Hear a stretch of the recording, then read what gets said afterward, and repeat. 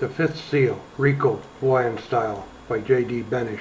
This book is an accounting of an ongoing effort to ensure that all are held accountable to the law, specifically the Hawaii murder of 4-year-old Hawaiian princess Lacey Woolsey Ruff.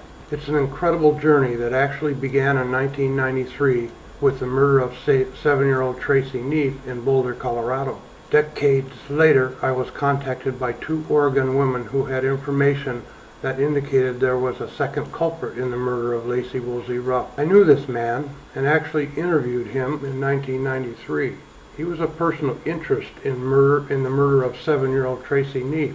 I was working that case as a detective in 1993. This was the nexus in this incredible assembly of facts, lies, betrayals, and corruption that involved the FBI, the Hawaii Attorney General's Office, numerous police agencies in Hawaii, federal judges, and the Hawaiian news media, and of course the Hawaiian people. Grab your favorite beverage and sit in your favorite chair, fasten your seatbelt, and get ready to enter into an unbelievable but real world that the authorities don't want you to know about.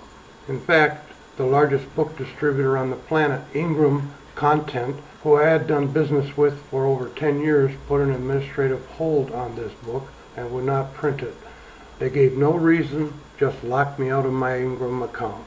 I'm going to read a little bit from each chapter, or from a few chapters, so you get the idea of what I'm writing about here. Chapter 1.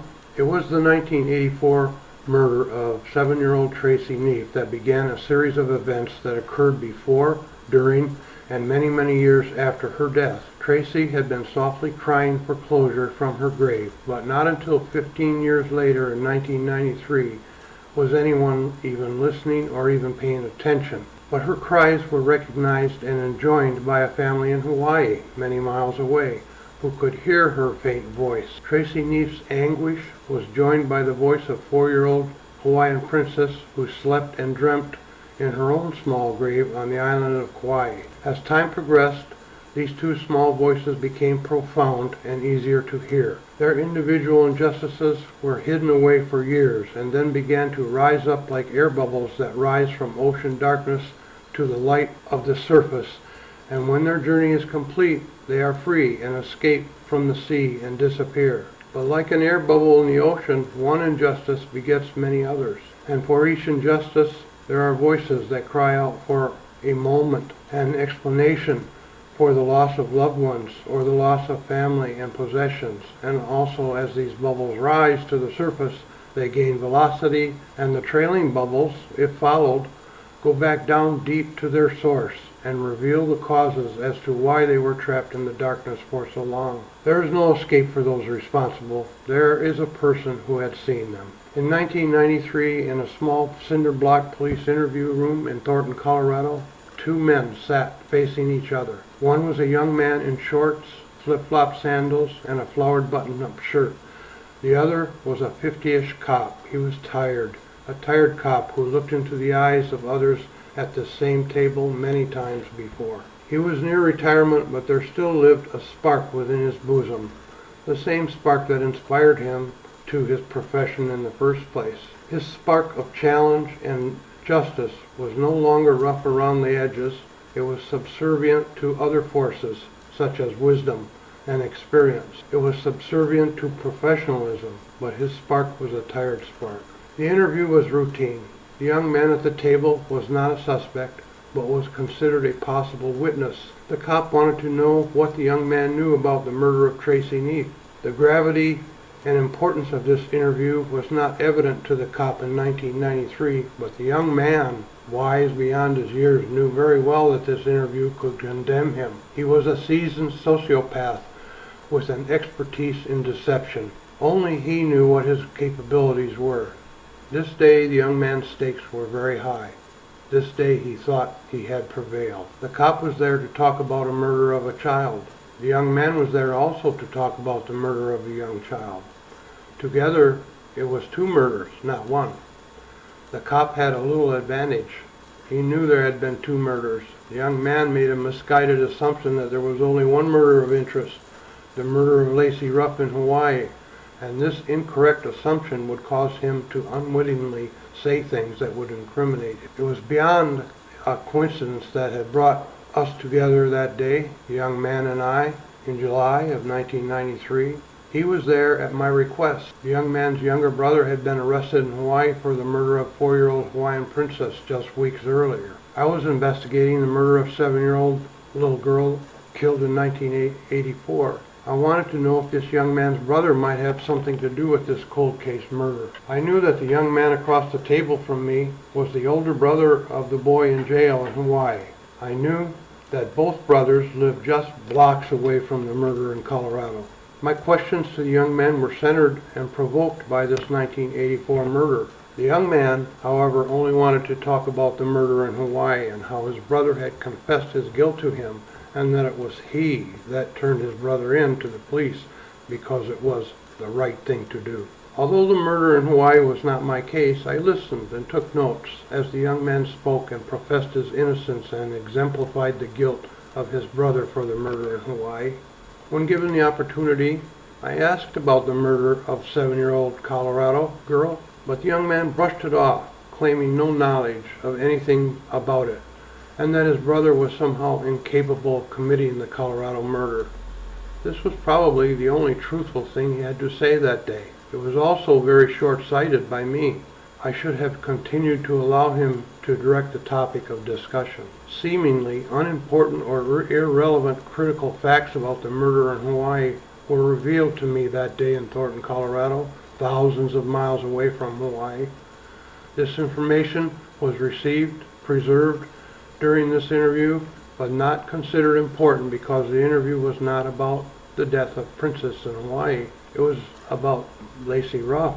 It was about the death of 7-year-old Tracy Neef, who had been kidnapped while walking to school and left on a frost-covered frozen highway in Colorado Rocky Mountains foothills near Boulder, Colorado. Facts and admissions were made that day in 1993 by a young man who lived just blocks away from where Tracy Neef and her little brother called home in Thornton, Colorado. This man had also been in the Kauai Park when and where the Hawaiian princess was abducted over 1,000 miles away. The statements of this man were documented, recorded, and placed in a file named Neef, and this file was destined to go back to a dusty shelf in a different cinder block room in the building occupied by the Thornton Police Department. When I interviewed this man in that 6x6 concrete block room in 1993, I sensed that it was important to keep personal copies of this man's statement. Later, I copied and saved the statements. I thought to myself, someday I might need this. In doing so, I preserved a piece of history, accountability, and responsibility to be held against the man who sat across the wood table from me in that small 6x6 room, and this accountability would eventually disseminate and include the individual culpability of police chiefs, judges, prosecutors, and lawyers. Despite the young man's constant words of accusation against his brother, the truth would later become known, and even though the information was given to the authorities in Hawaii, it was rejected by police and politicians and prosecutors time and time again. I carried the Neef murder case on my shoulders for years after that interview and believed that the only way to stop my constant thoughts and nightmare was to write about it. I wrote a book entitled it Closed Eyes, and then when it was complete, it too was placed on a shelf, my shelf. It seemed that it was time to make room in my life for other things and other thoughts. However, the book on my shelf was a constant reminder of an unsolved murder that I tried so hard to solve and forget. The murders of Tracy Neef and Lacey Ruff slowly began to become memories and were occasionally allowed to take a place in my mind, a place I called the memories of my police years. The Hawaii people who were policemen and judges in 1993 had eventually retired.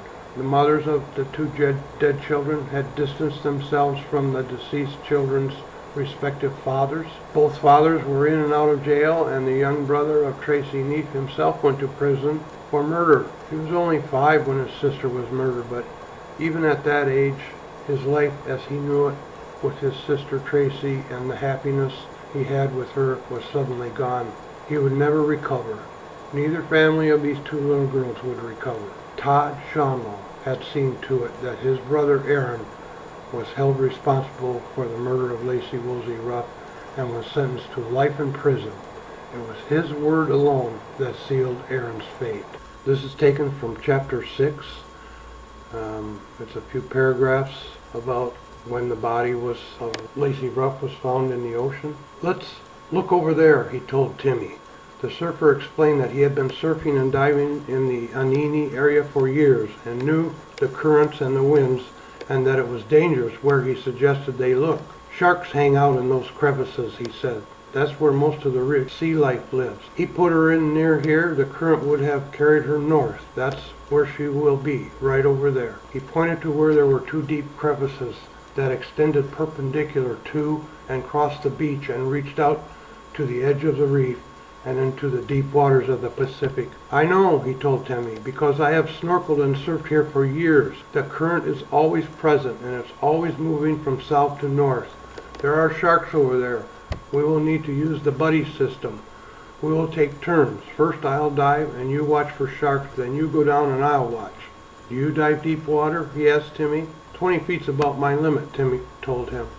The surfer explained that these crevices carried fresh water from the ocean into the ocean from the high ground, and because they contained a flow of fresh water, they were void of saltwater sea life, and the coral did not grow there. The crevices remained, but the coral shelf that surrounded them continued to gain in height. He said that on that day, in the crevices and the water was clear below 10 to 15 feet, but murky above the bottom could not be clearly seen. The surfer told me that as he and Timmy dived, it wasn't long before Timmy's popped out of the water, and the surfer could see his eyes that he had found her. I saw those big brown Hawaiian eyes with tears in them. He knew then that Timmy had found his daughter. "She's down there. I can't get to her. It's too deep," he told the surfer. The surfer immediately dove down to about 40 feet, he reckoned. The water was colder there, and his lungs burned for oxygen, but still he kicked his fins, and they responded and pushed him down. He could see little Lacey lying on the bottom of the crevice. She was in the fetal position, lying on her right side. Her long blonde hair flowed up from her head straight like the surrounding seagrass, and so slowly swayed with the current. She looked as if she were sleeping. "I remember it like it was yesterday. I could never forget something like that," he told me. He reached down to her, grabbed her left arm, and pulled her up to his chest. She was limp like a doll. I held her close. I wasn't sure I could make it to the surface with the extra weight. The weight and loss of the use of one of his arms inhibited his ability to swim. His lungs were burning for air, and the distant surface seemed incredibly impossible distance to swim. I was running out of energy as I swam up. At this point he swore to himself that he would die before he would release his grip on this child. And he did not release his hold on the child. He was terrified, but his adrenaline would not allow his hand or his arms to release his grip on the child. Bring this child home or drown himself there. There was no other option. But then he saw Timmy swimming down towards him. He could see Timmy's eyes through the glass of his diving mask. They were like saucers. Timmy was coming down towards him, both arms outstretched, as any father would hold his arms out to a child for a hug. His legs and fin-covered feet were kicking furiously, and he came to meet Bill, the surfer. When they met, it was about 20 feet to the surface, and it was the maximum Timmy could descend. Bill passed the child to Timmy and continued his kicking desperately toward the sunlit blue surface. He thought he would not make it alive, as the lack of oxygen caused his eyes to only see black, and it was not until his head broke the surface that his mouth spit out and snorkel and opened wider than he ever thought it could open, and he took in the sweet salt air and filled his lungs. His vision returned to him. He hoped Timmy was right behind him. This was a brief accounting of a couple chapters in this book. The whole book is filled with portions like this, and I hope you decide to buy it and read it and pass it on. It's also available in Kindle if you want to get it that way.